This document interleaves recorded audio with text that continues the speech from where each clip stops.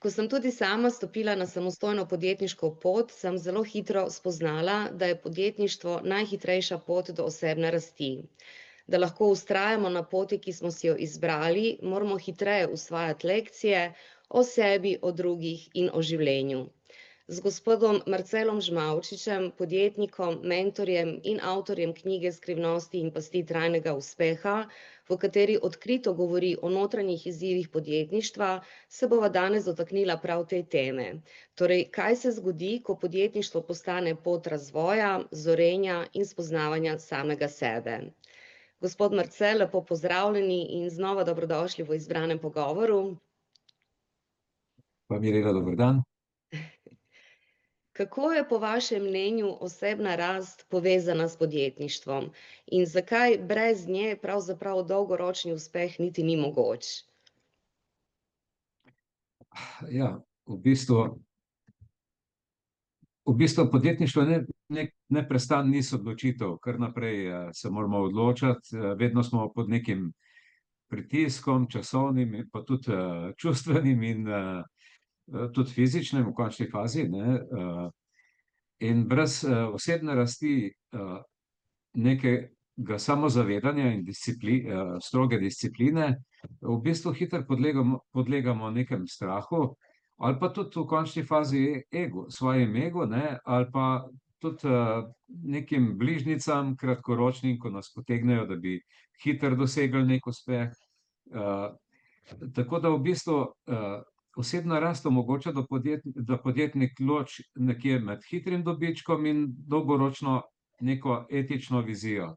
Torej, ker to je tek na dolge proge, to ni podjetništvo je, mislim, moramo vedeti, če imamo svoje lastno podjetje, ga načrtujemo vsaj za toliko časa, da pač dočakamo penzijo, ne, v bistvu pokojnino. Če smo v nekem podjetju, ki je že nami nastalo, moramo gledati torej za čas svojega, kakor bomo mi tam, in potem še gledati za naprej, da bodo ostali tudi imeli. To se pravi, absolutno je to neka tek na dolge proge. To je maraton, to ni tek na hitre proge, ne. Tako da vemo tudi, recimo, že vnaprej moramo pričakovati tudi neke občasne neuspehe.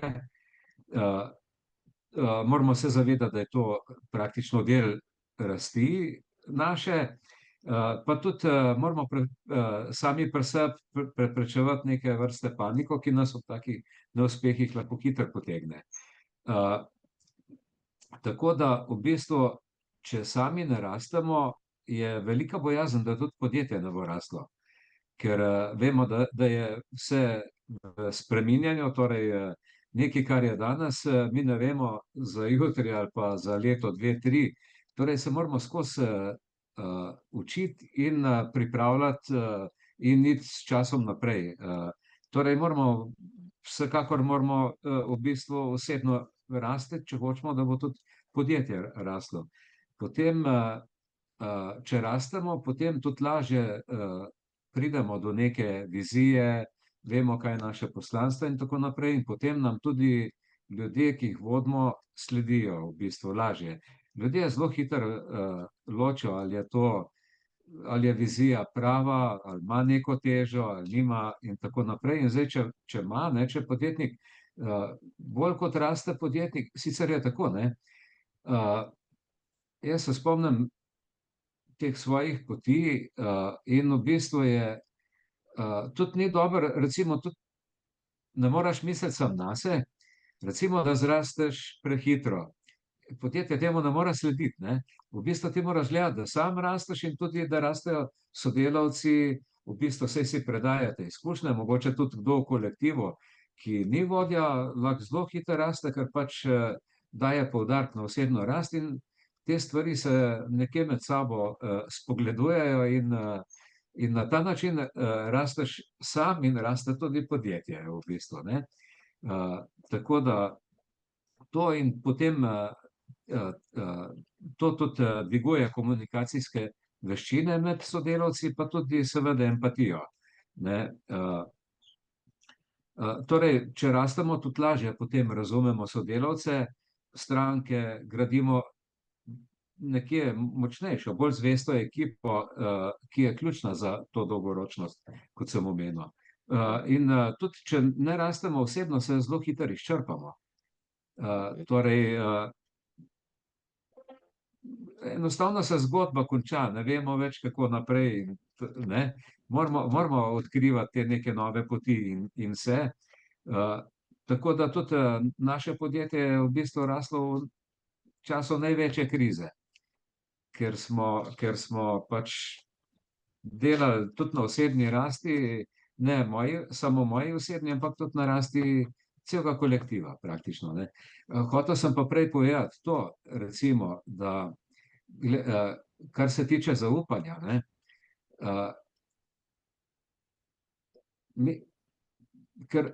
ker smo sami, ne samo jaz, tudi moji ožji kolegi, za nas je bila recimo poštenje res vrednota številka 1.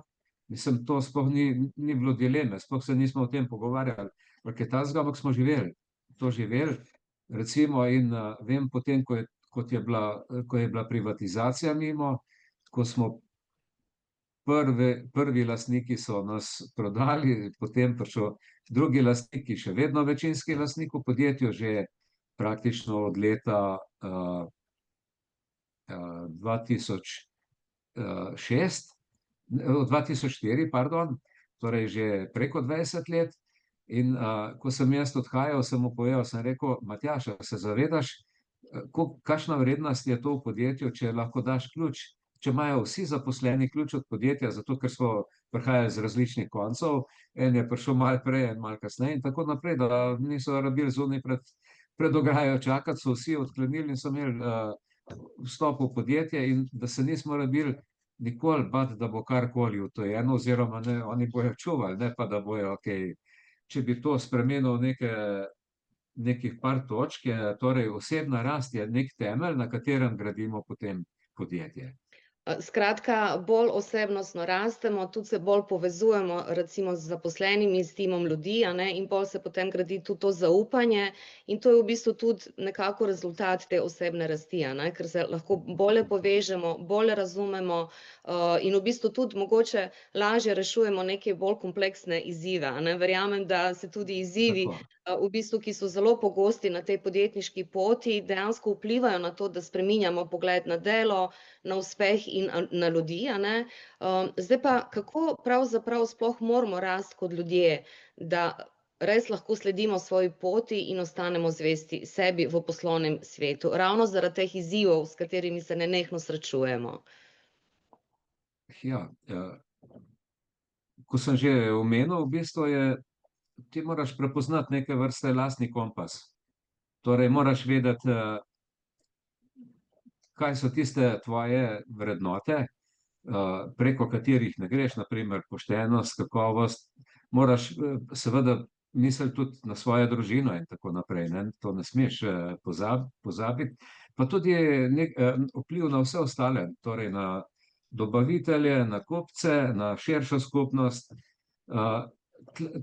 Ta zadeva ti mora biti jasna v bistvu, ker potem se orientiraš, potem veš, kaj je prav in kaj ni prav. No? Tako da, naprimer, če nam je vrednota kakovost, potem ne bomo sprejeli neke poceni rešitve, čeprav bi na hitro mogoče nam prinesla neke koristi, pa če se ne odločamo tako. Ne? Potem tudi zvestoba sebi, ne? Torej, da postaviš neke meje, ker podjetniški svet ponuja nešteto priložnosti, ki nas lahko izčrpajo ali pa odvrnejo od glavne poti. Ne? Tako da moramo razviti tudi možnost, da rečemo ne takim priložnosti, ki se ne skladajo z našimi vrednotami, naprimer. Ne? Lahko tudi, naprimer, skupnost ali pa kdorkoli nas lahko tišči v neke neprofitabilne projekte, ne, kjer bi drugi imeli korist, podjetje pa mogoče škodo. To enostavno moramo zavrniti, čeprav so običajno pritiski zelo veliki potem zadaj. Potem neetičnim poslom, recimo, ne, to smo že omenila v prejšnjih razgovorih, recimo. Pa tudi v končni fazi, tudi prekomernem delu. Ne. Mi se moramo zavedati, da moški mora delati 40 let, mislim, da zdaj tudi ženske. In moramo paziti, če se bomo prehitro izčrpali, pomeni, da čez nekaj let ne bomo več uporabni. Ne? Tako da tudi na to je treba v bistvu, da prekomerno delo ne ogroža naše ali pa družinsko življenje. Ne? Tako da jaz mislim, da ko je podjetnik zvest sam sebi, ljudje to opazijo, to pristnost. Ne? V bistvu vsi, ne samo sodelavci, ampak tudi dobavitelji, kupci, pa tudi v končni fazi skupnost. In potem vse zadeve, kar bi rekel, nek tak sinhrono delujejo. Ne? Tako da, in to tudi v bistvu olajša delo in nekje prinese neke dolgoročne uspehe.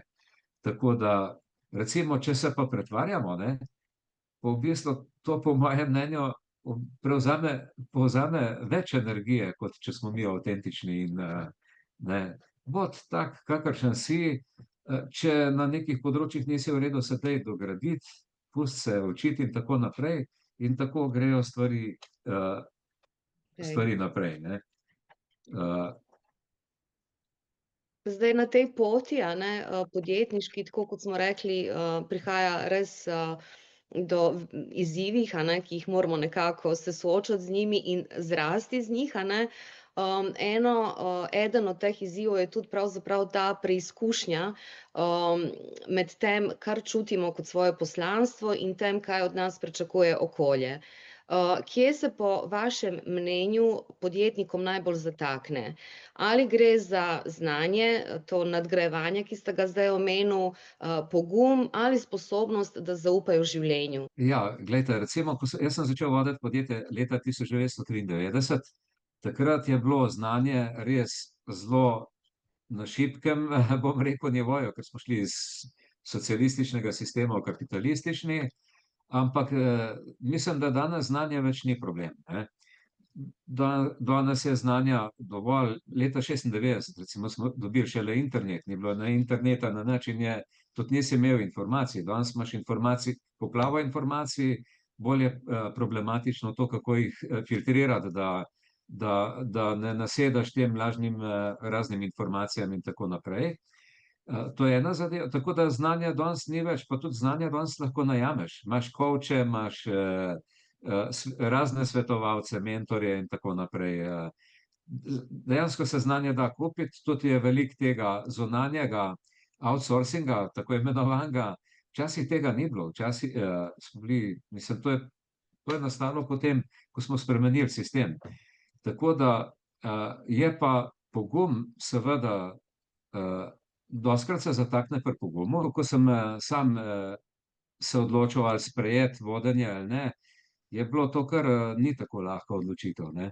Potem, ko začneš študirati, kaj bi vse lahko šlo narobe, in to te začne v bistvu stiskati. Ne. Je pa res, da tudi ena zelo pomembna zadeva pri teh odločitvah je zavedanje, da praktično nobena stvar, ko se jo lotimo, ni tako težka, kot dokler samo razmišljamo o njej, pa jo abstraktno vizualiziramo in tako naprej. To je praktično, jaz sem v svoji lastni karieri videl, da niti ena stvar ni bila tako težka, kot je izgledala, dokler se je nisem lotil. Ko se lotiš, gre to itak po korakih, razdeliš na manjše dele in zadeva gre. Ne.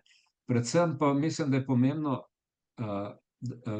pri pogumu posredno pomembno to, da ne poslušamo preveč slabih novic, ki itak vemo, da nas skozi strašijo in tako naprej.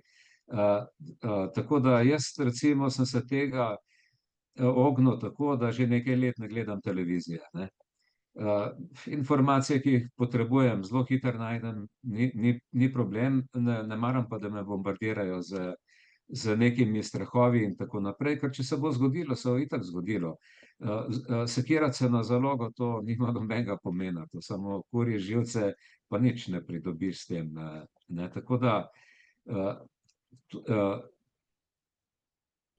pogum, seveda je, bojimo se tudi prevzeti odgovornost. Ne. Drugo je, ko ti vidiš, da je nekdo drug odgovoren, je to vse bom rekel, zlahka, ne. Potem, ko mora sam sprejeti odgovornost, te stiska, ampak ni, glejte, saj, če drugi to zmorejo, zakaj ne bi tudi recimo jaz ali pa vi zmogli, ne.